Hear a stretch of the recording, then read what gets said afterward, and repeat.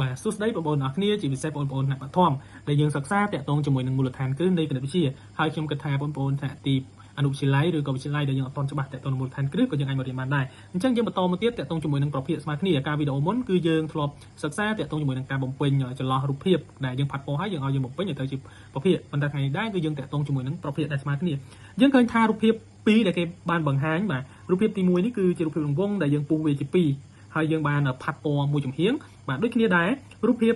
ទី2នេះគឺជារូបភាពរង្វង់ដូចគ្នាប៉ុន្តែយើងបានពុះវាជា4ហើយយើងបានផាត់ពណ៌មួយចំហៀងយើងសង្កេតឃើញថាពណ៌ដែលយើងបានផាត់នឹងគឺវាមានលក្ខណៈដូចគ្នាបាទបានន័យថាមួយចំហៀងដូចគ្នាប៉ុន្តែដល់ពេលការសរសេររបស់យើងបាទការសរសេររបស់យើងគឺ1/2ហើយមួយទៀតគឺយើងសរសេរថា2/4ប៉ុន្តែមើលទៅលើរូបភាពនឹងតើវាស្មើគ្នាអត់បាទយើងមើលទៅវាស្មើគ្នាតើរង្វង់ប៉ុនគ្នាបាទប៉ុន្តែគ្រាន់តែខុសថងថាមួយពុះជា2មួយពុះជា4ប៉ុន្តែតាមពិតរូបភាពហ្នឹងជារូបភាពតែមួយទេអញ្ចឹង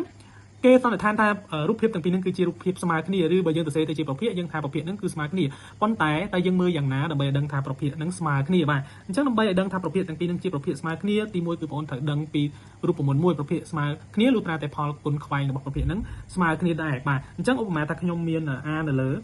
លើ b ស្មើជាមួយនឹង c នៅលើ d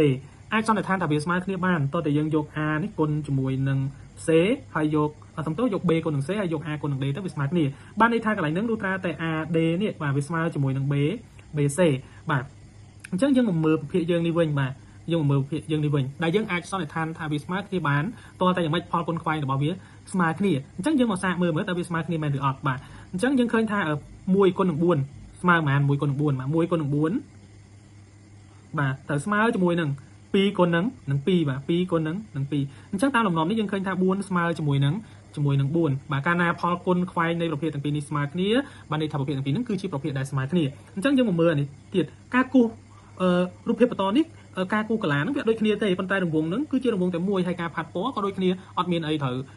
ប្រែប្រួលទេការផាត់ពណ៌យើងមើលទៅលើសាច់នៃការផាត់ពណ៌ហ្នឹងមានទំហំស្មើគ្នាអញ្ចឹងគេថាប្រភេទហ្នឹងជាប្រភេទស្មើគ្នាចុះបើសិនជាយើងអត់មានរូបភាពមើលវិញតើយើងត្រូវធ្វើយ៉ាងណាបាទអញ្ចឹងវិធីសាស្ត្រគឺយើងត្រូវតែធ្វើផលគុណខ្វែងរបស់វាបាទអញ្ចឹងយើងមកធ្វើផលគុណខ្វែងតិចមកដើម្បីចង់ដឹងថាតើវាស្មើគ្នាឬអត់បាទអញ្ចឹងផលគុណខ្វែងយ៉ាងម៉េចយើងយក1គុណនឹង8មកបាទគុណខ្វែងគ្នាអញ្ចឹងណាបាទ1គុណនឹង8បាទស្មើប៉ុន្មាន1គុណនឹង8 1គុណនឹង8ស្មើជាមួយនឹង4គុណនឹង2អត់បាទយើងយក4គុណនឹង2អញ្ចឹង1គុណនឹង8ស្មើ8ហើយ